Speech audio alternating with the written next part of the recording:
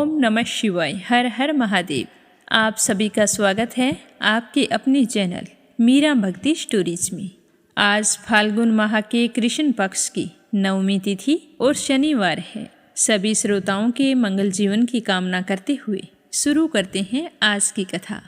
तो प्रेम से कहिए गणेश जी महाराज की जय हो। प्राचीन काल में मदासुर नाम का एक बलवान और पराक्रमी दैत्य था। वह च्यवन ऋषि का पुत्र था। एक बार वह अपने पिता से आज्ञा लेकर दैत्य गुरु शुक्राचार्य के पास गया और जाकर कहने लगा कि मैं समस्त ब्रह्मांड का स्वामी बनना चाहता हूँ, यह मेरी इच्छा है। तो मदासुर की बात सुनकर शुक्राचार्य ने मदासुर को अपना शिष्य बना लिया और शक्ति के एकाक्षरी मंत्र की विधि पूर्वक दीक्षा दी। दीक्षा लेकर मदासुर वन में चला गया और कई वर्षों तक कठोर तपस्या करता रहा। वह तपस्या में इस तरह लीन हो गया कि तपस्या के दौरान चींटियों और दीमक ने उसके शरीर पर बांबियां बना ली और उसके चारों ओर वृक्षों का घना जंगल उग गया।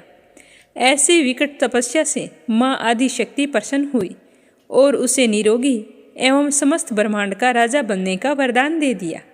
इसके बाद मदासुर ने पहले संपूर्ण धरती पर अपना साम्राज्य स्थापित किया, फिर स्वर्ग पर चढ़ाई करके इंद्रादि देवताओं को पराजित करके स्वर्ग पर भी अपना हक जमा लिया। फिर उसने परमदासुर की कन्या सालसा से विवाह किया और 3 पुत्रों का पिता बना। अंत में उसने भगवान शिव को भी पराजित करके सब तरफ असुरों का शासन स्थापित कर लिया। इसके चलते पृथ्वी पर समस्त धर्म कर्म लुप्त हो गए। चारों ओर हाहाकार मच गया। सारे देवता और मुनि बुरी तरह से दुखी हो गए। उनके दुखों का कोई अंत और ठिकाना नहीं था। इस दुविधा से चिंतित देवता सनत कुमार के पास गए और असुर के विनाश और धर्म स्थापना का उपाय पूछने लगे। तो सनत कुमार ने सबको श्रद्धापूर्वक भगवान एक दंत की उपासना करने के लिए कहा। तो उनकी सलाह मानकर समस्त देवगण एक दंत की उपासना करने लगे। 100 वर्ष तक कठिन तपस्या करने के बाद मूषक पर भगवान एक दंत के रूप में प्रकट हुए और कहा कि देवताओं, मैं तुम्हारी भक्ति और श्रद्धा से बड़ा ही प्रसन्न हूँ। तुम मुझसे कोई वरदान मांगो। तो यह सुनकर सारे देवता बड़े ही प्रसन्न हुए और एक दंत गणेश जी को प्रणाम करके कहने लगे कि हमें मदासुर के प्रकोप से मुक्ति दिलाइए। तो एक दंत ने उनका मनोरथ पूरा करने के लिए आशीर्वाद दिया। जब यह खबर नारद जी को लगी तो देवऋषि नारद ने मदासुर को सूचना दे दी कि देवताओं को निर्भय करने के लिए तुम्हारे प्राण हरने के लिए आ रहे हैं। तो जब यह मदासुर ने सुना तो उसे बहुत ही गुस्सा आया। घमंडी मदासुर अत्यंत क्रोध में अपनी विशाल सेना लेकर एक दंत से युद्ध करने के लिए चल दिया। तो बीच रास्ते में ही उसे मूषक पर सवार भयानक आकृति वाले हाथ में परशु पास आदि आयुध लिए हुए एक दंत से हो गई। तो एक दंत ने असुरों से कहा कि अगर तुम जीवित रहना चाहते हो तो देवताओं से द्वेष छोड़ दो और उनका राज्य उन्हें वापस कर दो। अगर तुमने ऐसा नहीं किया तो तुम्हारे साथ साथ तुम्हारे स्वामी का भी वध निश्चित है। यह सुनकर असुरों और मदासुर को बहुत ही गुस्सा आ गया। गुस्से में मदासुर ने युद्ध भूमि पर एक दंत को ललकारा और जैसे ही उसने अपने धनुष पर बाण चढ़ाना चाहा तो एक दंत ने अपने परशु से उस पर वार किया और वह बेहोश होकर गिर गया। जैसे ही उसकी बेहोशी टूटी तो उसे सब कुछ समझ में आ गया कि इस युद्ध में जीत पाना मुश्किल है। वे सर्वसमर्थ परमात्मा हैं। तो मदासुर ने हाथ जोड़कर स्तुति करते हुए कहा कि हे प्रभु, मुझे क्षमा करो, अपनी भक्ति और आशीर्वाद प्रदान करो। भगवान एक दंत मदासुर की स्तुति से बहुत ही प्रसन्न हुए और कहा कि जहाँ मेरी पूजा हो तुम वहाँ पर कभी मत जाना। इसके बाद मदासुर पाताल लोक में रहने के लिए चला गया और देवता भी बहुत ही प्रसन्न हुए और एक दंत की स्तुति करके अपने अपने लोक चले गए। हे गणेश भगवान, जिस तरह आपने एक दंत अवतार लेकर देवताओं की रक्षा की, उसी तरह सभी की रक्षा करना। जो भी आपकी पूजा करके इस कथा को श्रद्धा भाव से सुने उसको हर जगह विजय प्राप्त हो। बोलो गणेश जी भगवान की जय हो। अब आपने सुनेंगे शनि देव की कथा। बोलो शनि देव की जय हो। बोलो भोले शंकर की जय हो। एक समय की बात है कि स्वर्ग लोक में 9 ग्रहों में आपस में वाद विवाद हो गया कि सबसे बड़ा कौन है। सभी देवता अपने आप को बड़ा बता रहे थे। विवाद इतना बढ़ गया कि आपस में युद्ध की स्थिति बन गई और सारे देवतागण मिलकर देवराज इंद्र के पास पहुँचे और वहाँ जाकर कहने लगे कि हे देवराज, आज आपको हमारा ये निर्णय करना है कि हम सब में से सबसे बड़ा कौन है। देवताओं का यह प्रश्न सुनकर देवराज इंद्र भी उलझन में पड़ गए। भगवान इंद्र सोचने लगे कि मैं इनके प्रश्न का उत्तर देने में असमर्थ हूँ। अगर किसी एक को बड़ा बताऊंगा तो दूसरा नाराज हो जाएगा और यूं ही सभी देवताओं की ईर्ष्या का पात्र बन जाऊंगा। तो इस तरह सोच विचार करने के बाद में देवराज इंद्र कहने लगे कि देवताओं, मैं आपके प्रश्न का उत्तर देने में असमर्थ हूँ। हम सभी लोग पृथ्वी लोक में उज्जैनी नगरी में राजा विक्रमादित्य रहते हैं, उन्हीं के पास चलते हैं। सुना है कि वे सभी का न्याय करते हैं, तो हमारा न्याय भी अवश्य करेंगे। तो देवराज इंद्र सभी देवताओं को लेकर उज्जैनी नगरी में जा पहुँचे। तो जैसे ही विक्रमादित्य के महल में पहुँचे तो राजा विक्रमादित्य ने उनका खूब आदर सत्कार किया और हाल चाल पूछने के बाद में उनके वहाँ आने का कारण पूछा। तो देवताओं ने कहा कि राजा विक्रमादित्य, हमारे सामने एक बड़ी ही विकट समस्या उत्पन्न हो गई है। आप उसका निवारण कर सकते हैं। आपको ये बताना होगा कि हम सब में से बड़ा कौन है। तो देवताओं की बात सुनकर विक्रमादित्य भी परेशान हो उठे। सोचने लगे कि सभी देवता अपनी अपनी शक्तियों के कारण महान हैं। किसी को छोटा या बड़ा कहकर कष्ट देने से मुझे उनके क्रोध का प्रकोप सहन करना होगा। इसमें भयंकर हानि भी हो सकती है। तो इस तरह सोचते सोचते विक्रमादित्य को एक उपाय सूझा और उन्होंने विभिन्न धातुओं के जैसे स्वर्ण, चांदी, कांसा, तांबा, सीसा, रांगा, जस्ता, अब्रक व लोहे के 9 आसन बनवा लिए। धातुओं के गुणों के अनुसार 9 आसनों को सभी देवताओं के पीछे रख दिया और फिर देवताओं को कहा कि अब आपको अपने अपने सिंहासन पर बैठना है। तो देवताओं के बैठने के बाद राजा विक्रमादित्य ने कहा कि आपका निर्णय तो स्वयं हो गया है। जो सबसे पहले सिंहासन पर विराजमान हुआ वो सबसे बड़ा है। तो राजा विक्रमादित्य के निर्णय को सुनकर शनि देवता ने सबसे पीछे आसन पर बैठने के कारण अपने आप को छोटा जान लिया और क्रोधित होकर कहने लगा कि राजा विक्रमादित्य, आपने मेरा अपमान किया है। तुम मेरी शक्तियों से परिचित नहीं हो। मैं तुम्हारा सर्वनाश कर दूंगा। तो इस तरह गुस्से में शनिदेव कहने लगे कि सूर्य एक राशि पर 1 महीने, चंद्रमा 2.25 दिन, मंगल 1.5 महीने, बुध और शुक्र 1 महीने, बृहस्पति 13 महीने रहते हैं। लेकिन मैं किसी की राशि पर 7.5 वर्ष तक रहता हूँ, जिसे 7.5 कहते हैं। बड़े बड़े देवताओं को भी मैंने अपने प्रकोप से पीड़ित किया है। श्री राम को भी 7.5 के कारण ही वन में जाकर रहना पड़ा और रावण को 7.5 के कारण ही युद्ध में मृत्यु का शिकार बनना पड़ा। राजा, अब तू मेरे प्रकोप से कभी नहीं बच सकता। तो इस तरह शनिदेव का क्रोध राजा विक्रमादित्य चुपचाप सुनते रहे। उन्होंने बोलकर कुछ नहीं कहा। अन्य देवता तो प्रसन्नता के कारण चले गए, परंतु शनिदेव बड़े ही क्रोध के साथ वहां से विदा हुए। यह बात राजा विक्रमादित्य को बिल्कुल भी अच्छी नहीं लगी, पर क्या कर सकते थे। 1-2 दिन तक तो राजा के मन में यह बात चलती रही कि मेरी वजह से शनिदेव दुखी हो गए हैं, और फिर राजा अपने काम काज में भूल गए। पहले की तरह ही न्याय करते रहे। उनके राज्य में सभी स्त्री पुरुष बहुत आनंद से जीवन यापन कर रहे थे। इस तरह कुछ महीने बीत गए, परंतु शनिदेव अपने अपमान को कभी नहीं भूले। उन्हें तो वो बराबर सूल की तरह चुभ रहा था। तो शनिदेव ने राजा विक्रमादित्य से बदला लेने के लिए एक दिन घोड़े के व्यापारी का रूप धारण किया और बहुत सारे घोड़ों के साथ उज्जैनी नगरी जा पहुँचे। जब इस बात का पता राजा विक्रमादित्य को लगा कि राज्य में कोई घोड़े का व्यापारी आया है, तो उन्होंने अपने अश्वपाल को कुछ घोड़े खरीदने के लिए भेज दिया। तो अश्वपाल व्यापारी के रूप में आए शनि देव के पास पहुँचे और राजा के घोड़े खरीदने की बात कही। तो व्यापारी ने कहा कि घोड़े बहुत कीमती हैं, आपके राजा नहीं खरीद सकते। तो अश्वपाल ने जब वापिस आकर घोड़ों के बारे में बता दिया कि घोड़े बहुत कीमती है और व्यापारी कह रहा है कि आपके राजा घोड़े नहीं खरीद सकते, तो राजा विक्रमादित्य स्वयं वहां चलकर गए और वहां जाकर घोड़ों को देखने लगे। घोड़े एक से बढ़कर एक थे, राजा को बड़े ही पसंद आ रहे थे। तभी देखते देखते राजा ने एक बहुत ही सुंदर और शक्तिशाली घोड़े को पसंद कर लिया और घोड़ों के व्यापारी से कहने लगे कि मुझे यह घोड़ा पसंद है, इसका क्या दाम लोगे मुझे बताओ, तुम्हें मुंह मांगा दाम दिया जाएगा। तो व्यापारी कहने लगा कि आप इस पर सवार होकर इसकी चाल तो देख लो, अगर कोई कमी हुई तो मैं तो यहाँ से चला जाऊँगा। तो राजा को व्यापारी की बात बड़ी पसंद आई। सोचने लगे कि व्यापारी कितना अच्छा है, घोड़े एक से बढ़कर एक है, फिर भी कह रहे हैं कि चाल देखकर घोड़े खरीदो।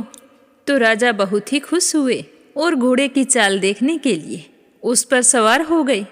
तो वह घोड़ा बिजली की गति से दौड़ पड़ा। राजा बहुत ही प्रसन्न हो रहे थे, लेकिन घोड़ा तो रुकने का नाम नहीं ले रहा था। तेज से तेज दौड़ता हुआ राजा को दूर एक जंगल में ले गया। तो यह देखकर राजा भी घबरा गए कि घोड़ा रुक क्यों नहीं रहा है।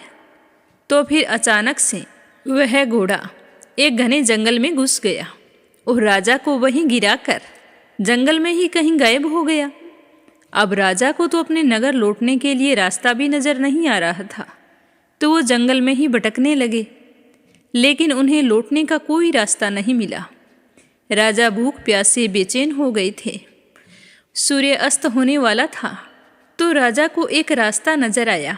उस रास्ते पर चलते चलते जैसे ही कुछ दूर बढ़े तो उन्हें एक चरवाहा मिला जो अपनी भेड़ों को लेकर अपनी गांव की तरफ जा रहा था।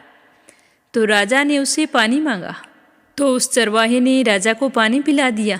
तो राजा को पानी पीकर बहुत ही संतुष्टि मिली। तो राजा ने उस चरवाहे को अपनी अंगूठी निकाल कर दे दी और फिर उससे पूछा कि यह रास्ता किस ओर जाता है।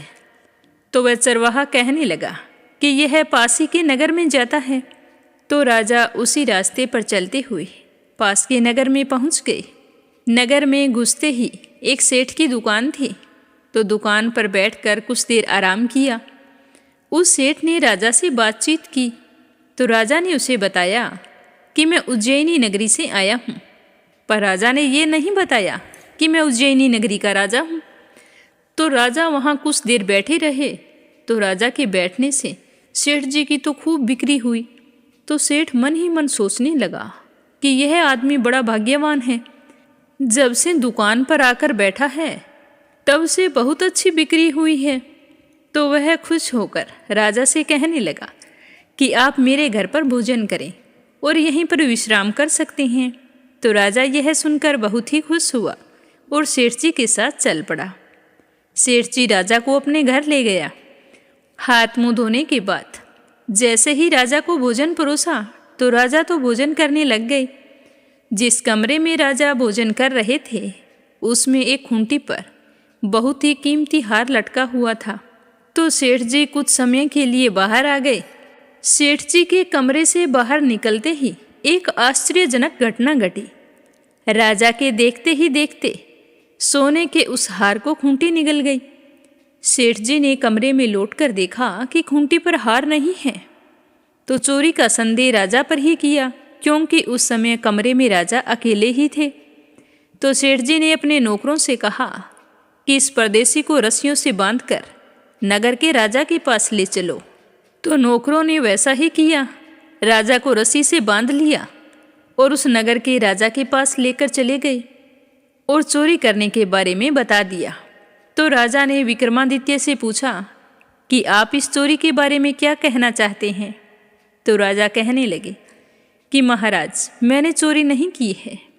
मेरी आंखों के सामने देखते ही देखते खूंटी ने हार निगल लिया था। तो यह सुनकर राजा को बहुत ही गुस्सा आया और क्रोधित होकर चोरी करने के अपराध में विक्रमादित्य के हाथ पांव काटने का आदेश दे दिया। अब राजा विक्रमादित्य के हाथ पांव काट दिए और नगर की सड़क पर छोड़ दिया गया। वहाँ बेचारा भूखा प्यासा पड़ा रहता। अगर किसी को दया आती तो उसके मुंह में भोजन दे देता, और अगर कोई शरारती बच्चे होते तो वे उस पर पत्थर मारते। अब राजा विक्रमादित्य तो अपने भाग्य को कोस रहे थे कि मुझसे ऐसी क्या गलती हो गई जिसकी सजा मुझे इस तरह मिल रही है। राजा को शनि देव के प्रकोप की बात बिल्कुल भी याद नहीं आ रही थी। कुछ दिन बाद वहाँ से एक तेली गुजरा। जैसे ही उसकी नज़र राजा पर पड़ी तो देखा कि इसके हाथ पांव कटे हुए हैं। फिर भी यह मेरे तो काम आएगा, मैं इसे ले जाकर कोलू पर बैठा दूंगा तो कम से कम आवाज़ देकर बैलों को हाँकता रहेगा, और इतने में मैं कोई और काम कर लूँगा। तो यह सोचकर तेली ने राजा को वहाँ से उठाया और अपने घर ले जाकर कोलू पर बैठा दिया। अब राजा आवाज़ देकर बैलों को हाँकता रहता। इस तरह तेली का बेल चलता रहा और राजा को भोजन मिलता रहा। इस तरह 7 साल बीत गए। शनि की 7.5 का प्रकोप पूरा होने वाला था। उस समय वर्षा ऋतु की शुरुआत हो गई।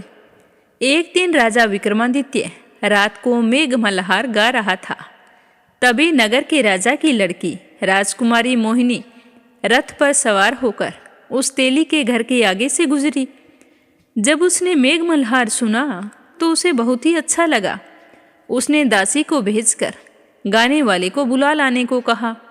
तो राजकुमारी मोहिनी की बात सुनकर दासी तेली के घर गई और कहा कि तुम्हारे घर जो आदमी मेघ मल्हार गाता है उसे राजकुमारी साहिबा ने बुलाया है। तो तेली ने कहा कि वो तो अपंग है, उसके हाथ पांव कटे हुए हैं, वह कहीं आ जा नहीं सकता। तो दासी ने वापस लौटकर राजकुमारी को अपंग के बारे में बता दिया कि तेली के घर बैलों को हाँकने के लिए एक आदमी रखा है, उसके हाथ पैर नहीं हैं, वही मेघ मल्हार गाता है। पर राजकुमारी तो उसके मेघ मल्हार से बहुत ही मोहित हो गई। उसने सब कुछ जानकर भी उस अपंग से विवाह करने का निश्चय कर लिया और खाना पीना छोड़कर उदास होकर बैठ गई। जब इस बात का पता राजा और रानी को लगा तो वो अपनी राजकुमारी के पास आए और पूछा कि बेटा, इस तरह से खाना पीना त्याग कर उदास होकर क्यों बैठी हो? तो राजकुमारी कहने लगी कि पिताजी, तेली के घर एक अपंग आदमी है, मैं उससे विवाह करना चाहती हूँ। तो उसके माँ बाप तो सुनकर हैरान हो गए। राजा और रानी ने मोहिनी को खूब समझाया कि बेटी, तेरे भाग्य में तो किसी राजा की रानी बनना लिखा है, फिर तू क्यों उस अपंग से विवाह करके अपने पाँवों पर कुल्हाड़ी मार रही है? पर राजकुमारी ने अपनी जिद नहीं छोड़ी। वह अपनी जिद पूरी करने के लिए अन्न जल का त्याग करके बैठी रही और प्राण त्यागने का निश्चय कर लिया। तो अपनी बेटी की ये हालत देखकर राजा और रानी बहुत ही उदास और दुखी हो गए। तो एक दिन रानी ने राजा से कहा कि मोहिनी इस तरह सब कुछ त्याग कर बैठी है, अगर कुछ अनर्थ हो गया तो हम क्या करेंगे? तो राजा कहने लगे कि तुम ही बताओ, मैं क्या करूं? मैं खुद बहुत परेशान हूं। अपनी राजकुमारी को इस तरह उदास और दुखी नहीं देख सकता, पर तुम ही बताओ, अगर मैंने उस अपंग के साथ इसकी शादी कर दी तो क्या यह सुखी रह पाएगी? और सारे नगरवासी क्या कहेंगे कि राजा ने अपनी राजकुमारी की शादी एक अपंग के साथ करवा दी? तो राजा की बात सुनकर रानी ने कहा कि हे स्वामी, इसके भाग्य में जो लिखा है वही होगा, हमारे हाथ में कुछ भी नहीं है। जब मोहिनी मानने को तैयार नहीं है तो हम क्या कर सकते हैं? मैं तो कहती हूँ कि इसकी शादी उसी के साथ कर दो। तो राजा रानी को विवश होकर अपंग विक्रमादित्य के साथ अपनी राजकुमारी मोहिनी का विवाह करना पड़ा। विवाह के बाद राजा विक्रमादित्य और राजकुमारी तेली के घर में रहने लगे। उसी रात स्वप्न में शनिदेव ने राजा से कहा कि हे राजा विक्रमादित्य, तूने मेरा प्रकोप देख लिया, मैंने तुम्हें मेरे अपमान का दंड दिया है। तो उसी समय राजा को वह न्याय वाली बात याद आ गई। तो राजा ने हाथ जोड़कर शनिदेव से कहा कि हे शनिदेव, मुझे क्षमा करने की कृपा करें, मुझे सजा मिल गई है। हे शनिदेव, आपने जितना दुख मुझे दिया है अन्य किसी को मत देना। तो शनिदेव ने कुछ देर सोचकर कहा कि राजा, मैं तुम्हारी प्रार्थना स्वीकार करता हूँ। अब तुम्हारे जीवन से मेरी साढ़े साती पूरी हो गई है, तो अब मैं जा रहा हूँ। और जो भी स्त्री पुरुष मेरी शनिवार के दिन पूजा करेगा, शनिवार को व्रत करके मेरी व्रत कथा सुनेगा, उस पर मेरी अनुकंपा हमेशा बनी रहेगी। इस तरह कहकर शनिदेव राजा के स्वप्न से अंतर्ध्यान हो गए। प्रातःकाल राजा विक्रमादित्य की नींद खुली तो उन्होंने देखा कि उनके हाथ पांव तो सही सलामत हैं। तो यह चमत्कार देखकर राजा को बहुत ही खुशी हुई। मन ही मन राजा ने शनिदेव को प्रणाम किया। राजकुमारी मोहिनी भी राजा के हाथ पांव सही सलामत देखकर आश्चर्य में पड़ गई। तब राजा विक्रमादित्य ने अपना परिचय देते हुए शनिदेव के प्रकोप की सारी कहानी राजकुमारी मोहिनी को सुनाई। तो मोहिनी ने यह समाचार अपने पिता के पास पहुंचाया। तो राजा सुनकर बहुत ही खुश हुए और यह खबर तेजी से पूरे नगर में फैल गई कि तेली के यहाँ अपंग आदमी के हाथ पैर फिर से आ गए हैं। यह चमत्कार कैसे हुआ? तो जैसे ही इस बात का पता सेठ जी को लगा तो वह दौड़ता हुआ तेली के घर पहुंचा और राजा के चरणों में गिरकर क्षमा मांगने लगा। तो राजा ने उसे क्षमा कर दिया, क्योंकि यह सब तो शनिदेव के प्रकोप के कारण हुआ था। तो सेठ जी कहने लगा कि राजन, अब आपको मेरे घर पर चलकर भोजन करना होगा। तो राजा को साथ लेकर अपने घर चला गया।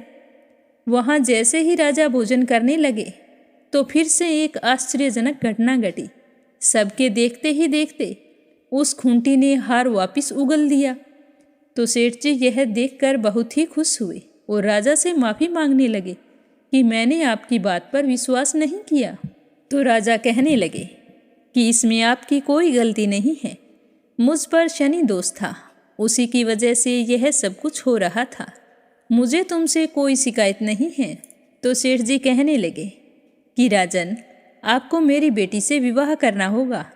तो यह कहकर सेठ जी ने अपनी बेटी का विवाह राजा के साथ कर दिया और बहुत सारे सोने के आभूषण, धन आदि देकर राजा को विदा किया। तो राजा विक्रमादित्य राजकुमारी मोहिनी और सेठ की बेटी को लेकर उज्जैनी नगर पहुँचे। तो राजा को पुनः पाकर सारे नगरवासी बहुत ही खुश हुए और उनका खूब स्वागत किया। राजा से पूछने लगे कि राजन, इतने दिन आप कहाँ थे? तो राजा ने अपनी प्रजा को सारी बात बताते हुए कहा कि आज के बाद हमारे पूरे नगर में शनिदेव सब देवों में सर्वश्रेष्ठ है। प्रत्येक स्त्री पुरुष शनिवार को उनका व्रत करें और व्रत कथा सुने, ताकि आप सब पर शनिदेव की कृपा दृष्टि बनी रहे। तो राजा विक्रमादित्य की घोषणा से शनिदेव बहुत ही प्रसन्न हुए। शनिदेव का व्रत करने और व्रत कथा सुनने के कारण सभी लोगों की मनोकामनाएं शनिदेव की अनुकंपा से पूरी होने लगी और सभी लोग आनंद पूर्वक रहने लगे। बोलो शनि महाराज की जय हो, बोलो भोले शंकर की जय हो। अब अपने सुनते हैं श्रीमद् भागवत कथा का आगे का अध्याय। तो प्रेम से कहिए, श्री हरि विष्णु भगवान के अनंत स्वरूपों की जय हो, भागवत कथा की जय हो। जो मुमुक्ष एवं विचारशील पुरुष परम पद के अतिरिक्त वस्तु का परित्याग करते हुए नेति नेति के द्वारा उसका निषेध करके ऐसी वस्तु प्राप्त करते हैं जिसका कभी ना तो निषेध हो सकता है और ना ही कभी त्याग हो सकता है, वही विष्णु भगवान का परम पद है। यह बात सभी महात्मा और श्रुतियाँ एक मत से स्वीकार करती हैं। अपने चित्त को एकाग्र करने वाले पुरुष अंतःकरण की अशुद्धियों को, अनात्म भावनाओं को सदा सर्वदा के लिए मिटाकर अनन्य प्रेम भाव से परिपूर्ण हृदय के द्वारा उस परम पद का आलिंगन करते हैं और फिर उसी में समा जाते हैं। विष्णु भगवान का यही वास्तविक स्वरूप है और यही उनका परम पद है। इसकी प्राप्ति उन्हीं लोगों को होती है जिनके अंतःकरण में शरीर के प्रति अहम भाव नहीं है और न तो इसके संबंधी ग्रह आदि पदार्थों में ममता है। सारे जगत की वस्तुओं में अपना अधिकार, यह मेरा है, यह तेरा है, ये मेरा हो जाएगा, इसे मैं अपना किस तरह करूं? इस तरह का आरोप बहुत बड़ी दुर्जनता है। हे शौनक जी, जिसे इस परम पद की प्राप्ति अभीष्ट है, उसे चाहिए कि वह दूसरों की कटु वाणी को सहन कर ले और बदले में किसी का अपमान ना करे। इस क्षण भंगुर शरीर में अहंकार ममता करके किसी भी प्राणी से वैर भावना ना रखे।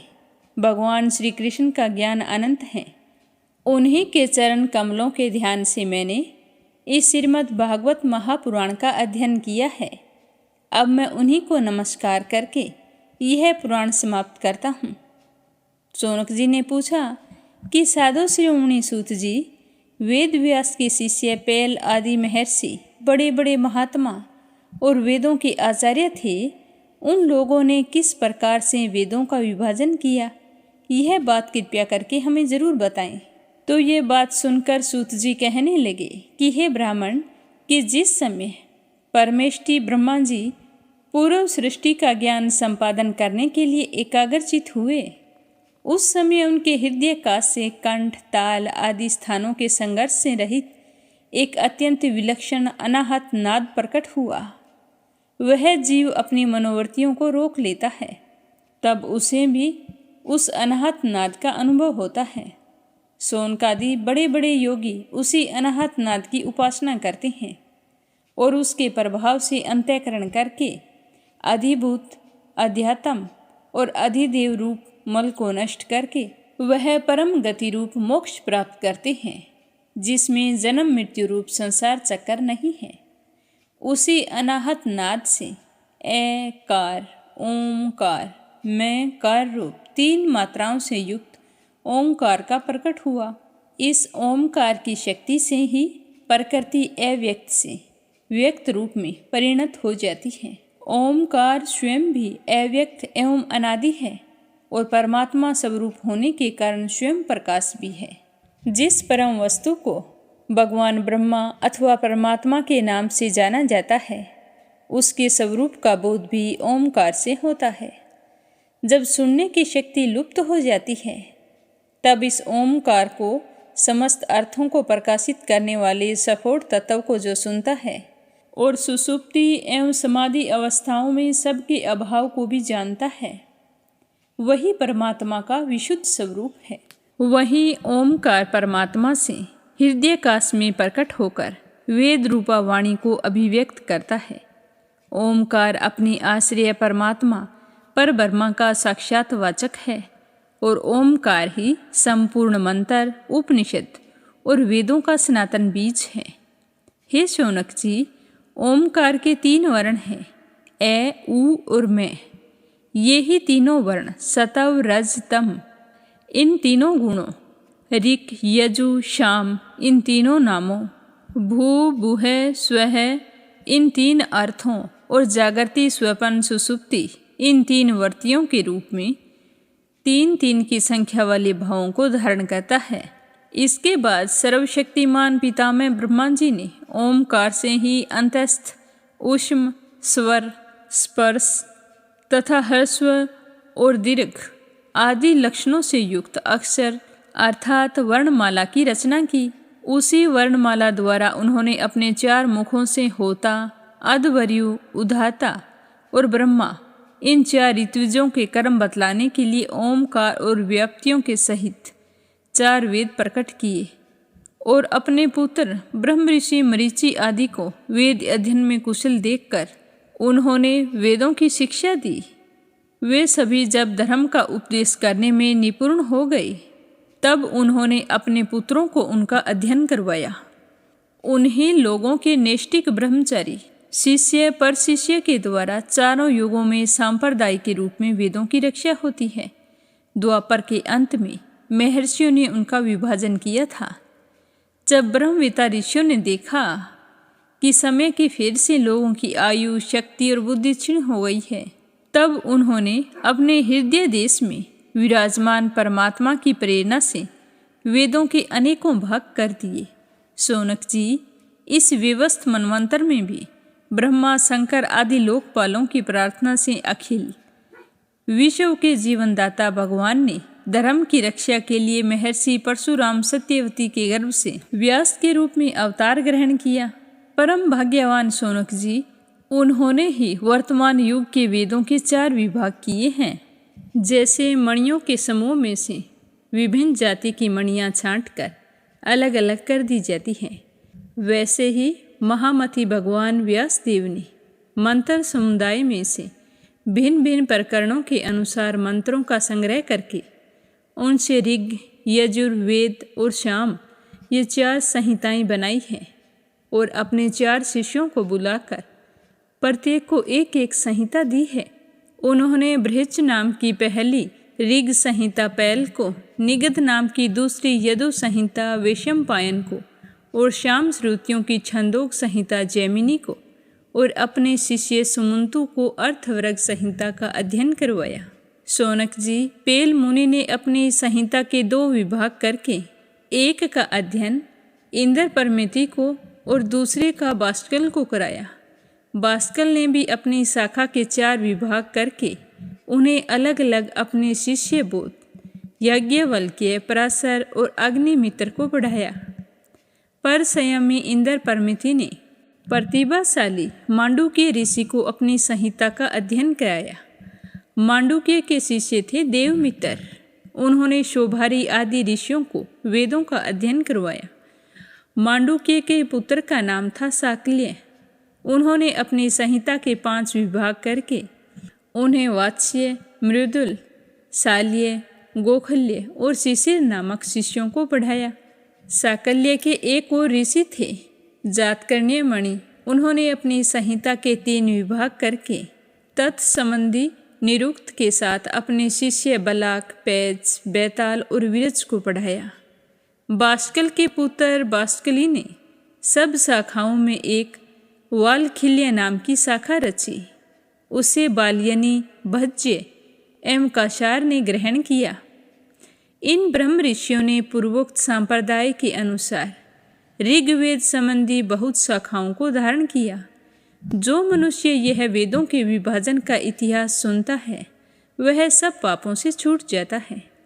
शौनक जी, वैशंपायन के कुछ शिष्यों का नाम था चरकादवर्यु। इन लोगों ने अपने गुरुदेव के ब्रह्म हत्या जनित पाप का प्रायश्चित करने के लिए एक व्रत का अनुष्ठान किया था, इसीलिए इनका नाम चरकादवर्यु पड़ा। वैशंपायन के एक शिष्य याज्ञवल्क्य मुनि भी थे। उन्होंने अपने गुरुदेव से कहा कि अहो भगवान, ये चरकादवर्यु ब्राह्मण तो बहुत ही थोड़ी शक्ति रखते हैं, इनके व्रत पालन से लाभ ही कितना है। मैं आपके प्रायश्चित के लिए बहुत सी कठिन तपस्या करूँगा। याज्ञवल्क्य मुनि की यह बात सुनकर वैशंपायन मुनि को क्रोध आ गया। उन्होंने कहा कि बस तुम चुप रहो। तुम्हारे जैसे ब्राह्मणों का अपमान करने वाले शिष्य की मुझे कोई ज़रूरत नहीं है। देखो, अब तक तुमने मुझसे जो कुछ अध्ययन किया है उसका शीघ्र से शीघ्र त्याग कर दो और यहाँ से चले जाओ। याज्ञवल्क्य जी देवरात के पुत्र थे। उन्होंने गुरुजी की आज्ञा पाते ही उनके पढ़ाए हुए यजुर्वेद का वमन कर दिया और वहाँ से चले गए। जब मुनियों ने देखा कि याज्ञवल्क्य ने यजुर्वेद का वमन कर दिया, तब उनके चित्त में इस बात के लिए बड़ा लालच हुआ कि हम लोग किस प्रकार इसे ग्रहण करें, परंतु ब्राह्मण होकर उगले हुए मंत्रों का ग्रहण करना अनुचित है। तो ऐसा सोचकर वे तित्र बन गए और उस संहिता को चुग लिया।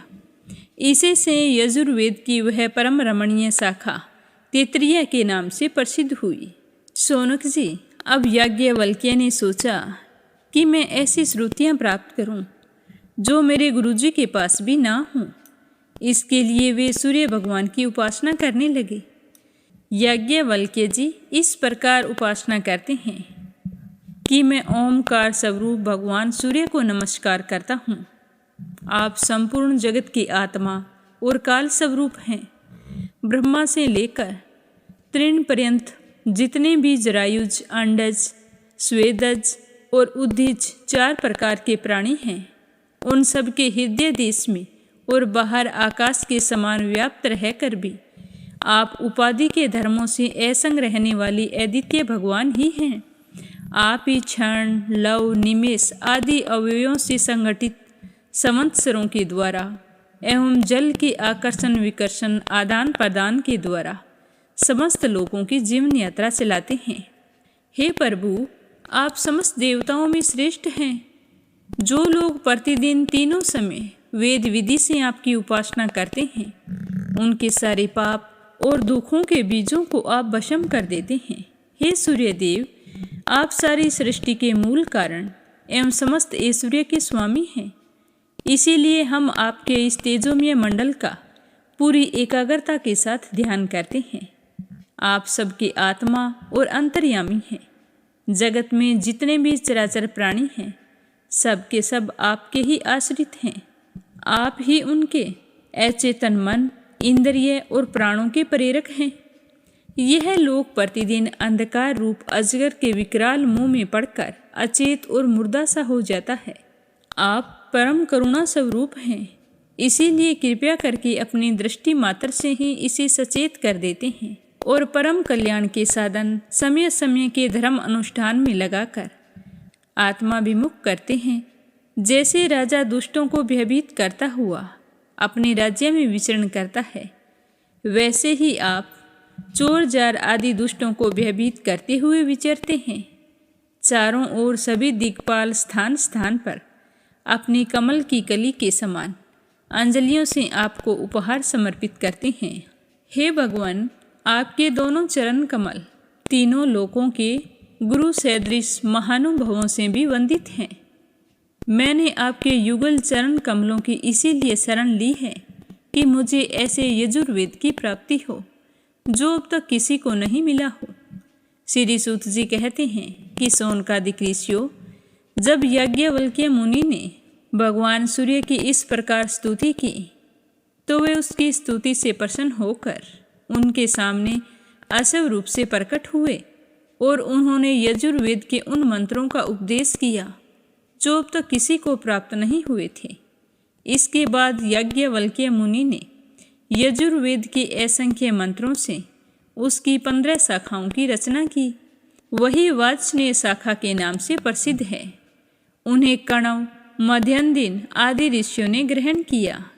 यह बात मैं पहले ही कह चुका हूँ कि महर्षि श्री कृष्ण द्वैपायन ने जैमिनी मुनि को साम संहिता का अध्ययन करवाया था। उनके पुत्र थे सुमुतु मुनि और पौत्र थे सुनवान। जैमिनी मुनि ने अपने पुत्र और पुत्र को एक एक संहिता पढ़ाई थी। जैमिनी मुनि के एक शिष्य का नाम था सुकर्मा। वह एक महान पुरुष था। जैसे एक वृक्ष में बहुत सी डालियां होती हैं, वैसे ही सुकर्मा ने सामवेद की 1000 संहिताएं बना दी। सुकर्मा के शिष्य कौशल देश निवासी हिरण्यनाभ, पोषणजी और ब्रह्मावक्ताओं में श्रेष्ठ आवंत्य ने उन शाखाओं को ग्रहण किया। पोषणजी और आवंत्य के 500 शिष्य थे। वे उत्तर दिशा के निवासी होने के कारण औदिच्य सामवेदी कहलाते थे। उन्हीं को प्राच्य सामवेदी भी कहते हैं। उन्होंने एक एक संहिता का अध्ययन किया था। पोषणजी और आवंत्य के 500 शिष्य थे। वे उत्तर दिशा के निवासी होने के कारण औदिच्य सामवेदी कहलाते थे। उन्हीं को प्राच्य सामवेदी भी कहते हैं। उन्होंने एक एक संहिता का अध्ययन किया। पोषणजी के और भी शिष्य थे, लोकाक्षी, मांगली, कुलस्य, कुशिद और कुक्षी। इसमें से प्रत्येक ने 100 संहिताओं का अध्ययन किया। हिरण्यनाभ का शिष्य था कृत। उसने अपने शिष्यों को 24 संहिताएं पढ़ाई। शेष संहिताएं परम संयमी आवंत्य ने अपने शिष्यों को दे दी। इस प्रकार सामवेद का विस्तार हुआ। सूत जी कहते हैं कि शौनकादिक ऋषियों, मैं पहले ही कह चुका हूँ कि अर्थवेद के ज्ञाता सुमंतु मुनि थे। उन्होंने अपनी संहिता अपने प्रिय शिक्षक कम्बंद को पढ़ाई और कम्बंद ने उस संहिता के 2 भाग करके पथ्य और वेद दृश्य को उसका अध्ययन कराया। वेद दृश्य के 4 शिष्य हुए, सोलक्यानी, ब्रह्मबली, मोदोस और पिपलायनी। अब पथ्य के शिष्यों के नाम सुनो। पथ्य के 3 शिष्य थे, कुमुद, शुनुक और अथर्ववेता जाजली। अंगिरा गोत्र उत्पन्न शुनक के 2 शिष्य थे, बम्ब्रू और सेंधवायन। उन लोगों ने 2 संहिताओं का अध्ययन किया। अर्थवेद के आचार्यों में इनके अतिरिक्त सेंधवायन आदि के शिष्य सावर्ण्य आदि तथा नक्षत्रकल्प, शांति, कश्यप, आंगिरस आदि कई विद्वान और भी हुए। अब मैं तुम्हें पौराणिकों के संबंध में सुनाता हूँ। हे शौनक जी, पुराणों के 6 आचार्य प्रसिद्ध है। त्रयारुणी, कश्यप, सावर्णी, अकृतवर्ण, वैशंपायन और हारित। इन लोगों ने मेरे पिताजी से एक एक पुराण संहिता पढ़ी थी और मेरे पिताजी ने स्वयं भगवान व्यास से उन संहिताओं का अध्ययन किया था। मैंने उन 6 आचार्यों से सभी संहिताओं का अध्ययन किया था। उन 6 संहिताओं के अतिरिक्त और भी 4 मूल संहिताएं थीं। उन्हें भी कश्यप, सावर्णी, परशुराम के शिष्य अकृतवर्ण और उन सब के साथ मैंने व्यास जी के शिष्य श्री रोमहर्षण जी से, जो मेरे पिताजी थे, अध्ययन किया था। हे शौनक जी, महर्षियों ने वेद और शास्त्रों के अनुसार पुराणों के लक्षण बतलाए हैं। अब तुम स्वस्थ होकर सावधानी से उनका वर्णन सुनो। पुराणों के पारदर्शी विद्वान बतलाते हैं कि पुराणों के 10 लक्षण हैं: विषवसर्ग, विसर्ग, वृत्ति, रक्षा, मनवंतर, वंश, वंशानुचरित, प्रलय, हेतु और अपरश्य। कोई कोई आचार्य पुराणों के 5 ही लक्षण मानते हैं। दोनों बातें ही ठीक है, क्योंकि महापुराणों में 10 लक्षण होते हैं और छोटे पुराणों में 5 होते हैं। विस्तार करके 10 बतलाते हैं और संक्षेप करके 5 बतलाते हैं। अब मैं तुम्हें इनके लक्षण बताता हूँ, ध्यान से सुनना। जब मूल प्रकृति में लीन गुण क्षुब्ध होते हैं तब महतत्व की उत्पत्ति होती है। महतत्व से तामस, राजस और वैकारिक 3 प्रकार के अहंकार बनते हैं। त्रिविध अहंकार से पंच तन्मात्रा, इंद्रिय और विषयों की उत्पत्ति होती है। इसी उत्पत्ति क्रम का नाम सर्ग है। परमेश्वर के अनुग्रह से सृष्टि का सामर्थ्य प्राप्त करके महतत्व आदि पूर्व कर्मों के अनुसार अच्छी और बुरी वासनाओं की प्रधानता से जो यह चराचर शरीर जीव की उपाधि की सृष्टि करते हैं, एक बीज से दूसरे बीज के समान, इसी को विसर्ग कहते हैं। चर प्राणियों की अचर पदार्थ वृत्ति अर्थात जीवन निर्वाह की सामग्री है।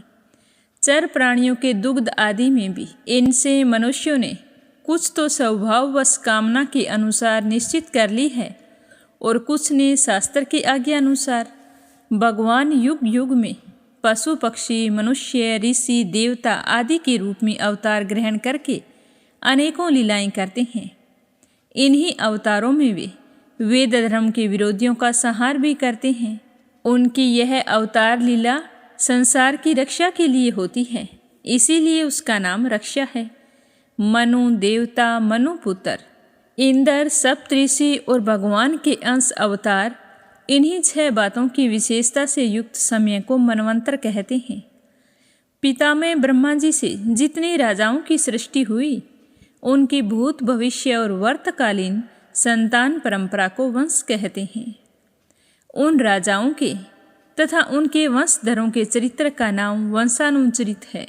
इस विश्व ब्रह्मांड का स्वभाव से ही प्रलय हो जाता है।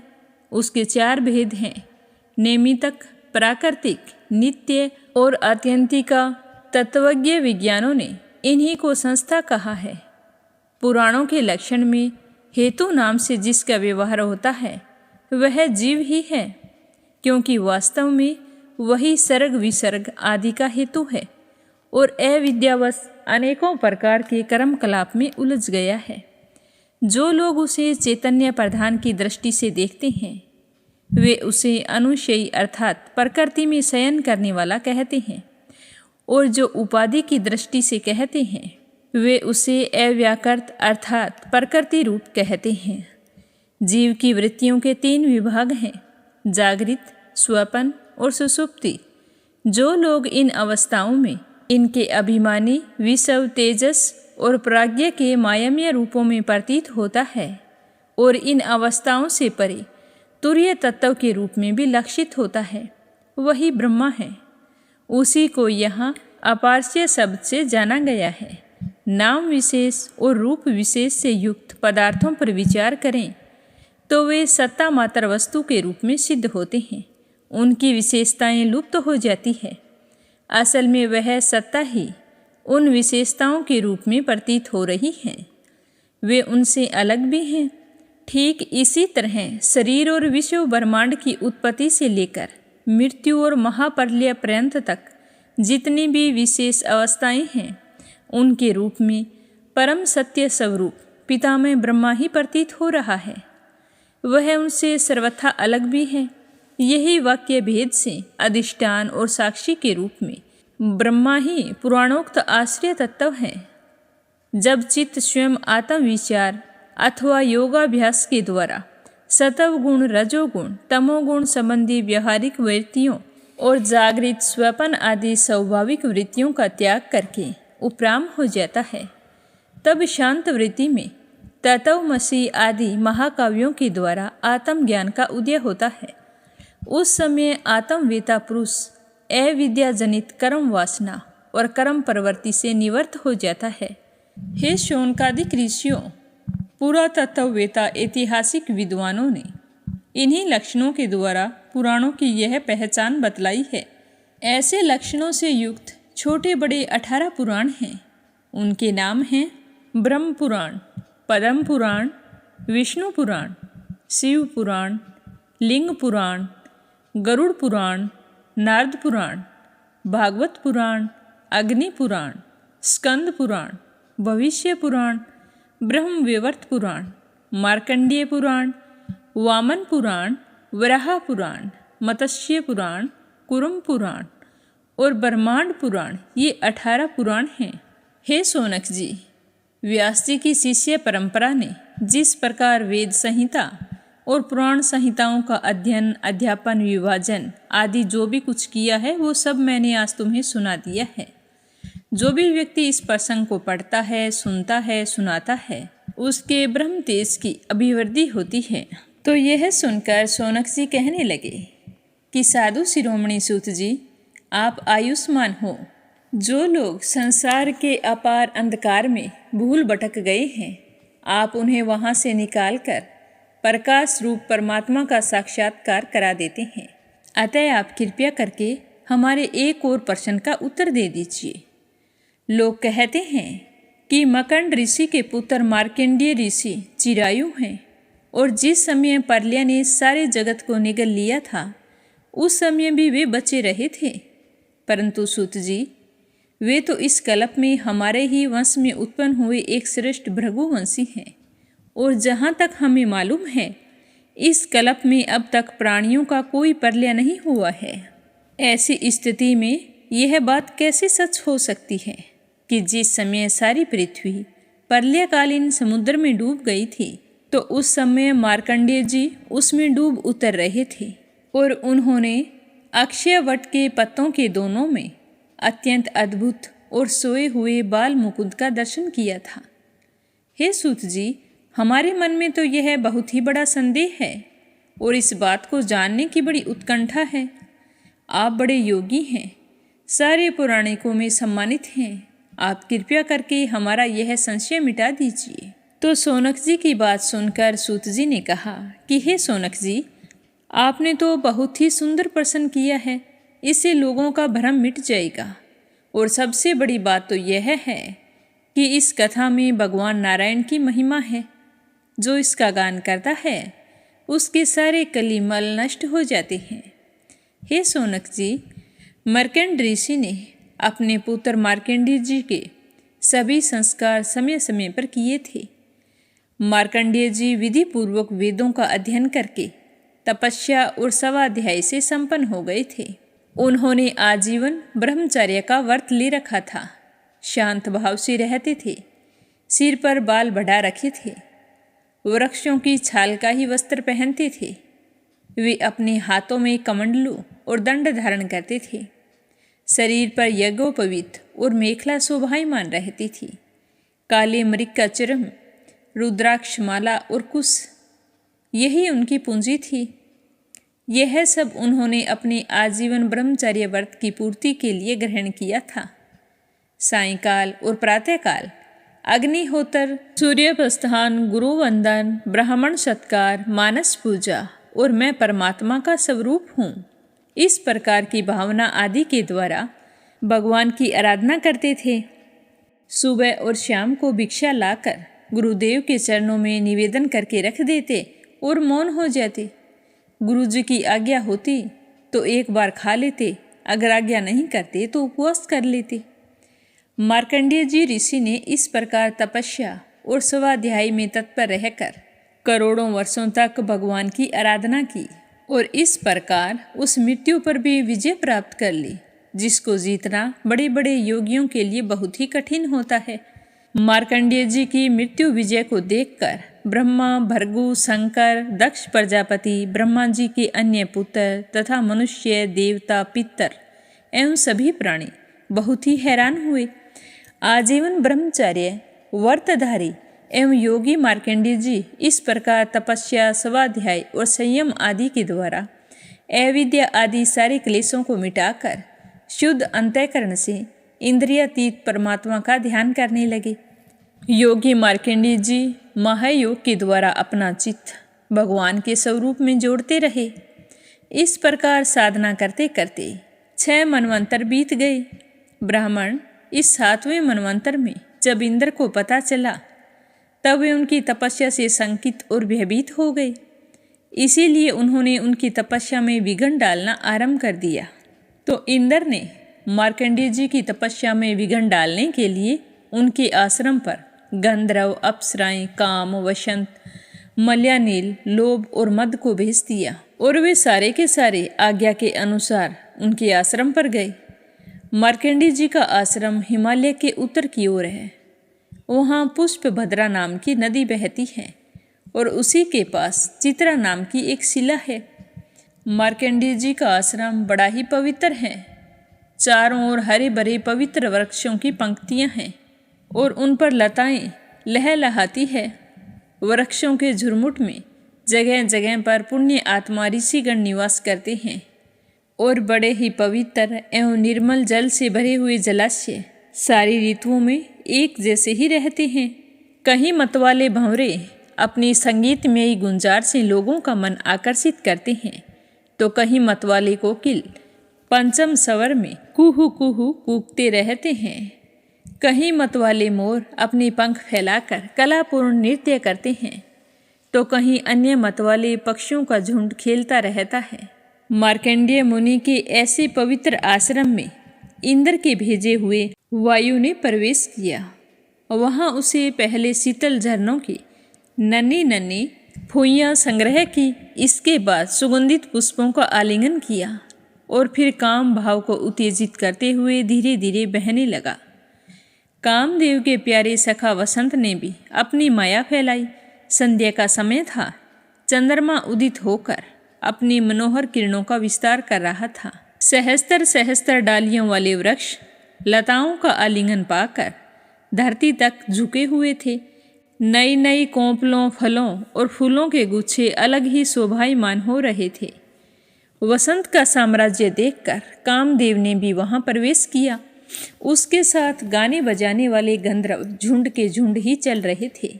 उसके चारों ओर बहुत सी स्वर्गीय अप्सराएं भी चल रही थी और अकेला कामदेव ही सबका नायक था। उसके हाथों में पुष्पों का धनुष और उस पर सम्मोहन आदि बाण चढ़े हुए थे। उस समय मार्कंडेय मुनि अग्निहोत्र करके भगवान की उपासना कर रहे थे। उनके नेत्र बंद थे। वे इतने तेजस्वी थे मानो स्वयं अग्निदेव ही मूर्तिमान होकर बैठे हों। उनको देखने से ऐसा मालूम हो रहा था कि इन्हें पराजित करना बहुत ही कठिन है। इंद्र के आज्ञाकारी सेवकों ने मार्कंडेय मुनि को इसी अवस्था में देखा और उसके बाद अप्सराएं उनके सामने आकर नाचने लगी। कुछ गंधर्व मधुर गान करने लगे तो कुछ मृदंग, वीणा, ढोल आदि बाजे बड़े ही मनोहर स्वर में सुनाने लगे। हे शौनक जी, अब कामदेव ने अपने पुष्प निर्मित धनुष पर पंचमुख बाण चढ़ाया। उसके बाण के 5 मुख हैं शोषण, दीपन, सम्मोहन, तापन और उन्मादन। जिस समय वह निशाना लगाने की ताक में था, उस समय इंद्र के सेवक वसंत और लोभ मार्कंडेय जी का मन विचलित करने के लिए बड़े ही प्रयत्नशील थे। उनके सामने ही पुंजिक सथली नाम की सुंदर अप्सरा गेंद खेल रही थी। जब वो गेंद खेलती तो चोटियों में गूंथे हुए सुंदर सुंदर पुष्प और मालाएं बिखर कर धरती पर जा गिरती। कभी वह अपनी तिरछी चितवन से इधर उधर देख लिया करती। उसके नेत्र भी गेंद के साथ साथ आकाश की ओर जाते, कभी धरती की ओर आते, कभी हथेलियों की ओर। वह बड़े हाव भाव के साथ गेंद खेल रही थी। उस समय उसकी करधनी टूट गई और वायु ने उसकी झीनी सी साड़ी को शरीर से अलग कर दिया।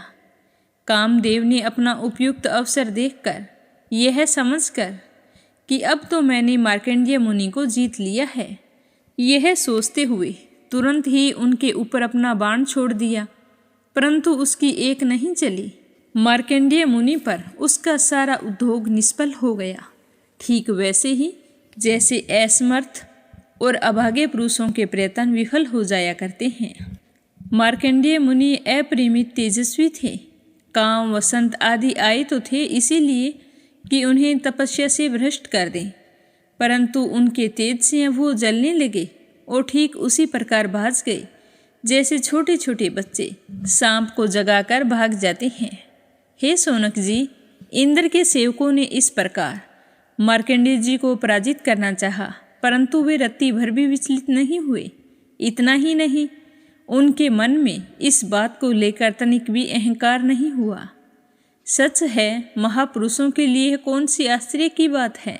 जब देवराज इंद्र ने देखा कि कामदेव अपनी सेना के साथ निस्तेज हतप्रभ होकर लौट आया है और सुना कि ब्रह्म ऋषि मार्कंडेय जी परम प्रभावशाली हैं, तब उन्हें बड़ा ही आश्चर्य हुआ। मार्कंडेय मुनि तपस्या, स्वाध्याय, धारण, ध्यान और समाधि के द्वारा भगवान में चित्त लगाने का प्रयत्न करते रहते थे। अब उन सब पर कृपा प्रसाद की वर्षा करने के लिए मुनिजन नयन मनोहारी नरोत्तम नर और श्री हरि विष्णु भगवान प्रकट हो गए। तो आज की कथा को यहीं विराम देते हैं। कल की कथा में सुनेंगे इससे आगे का अध्याय। तो प्रेम से कहिए श्री हरि विष्णु भगवान के अनंत स्वरूपों की जय हो। भागवत कथा की जय हो।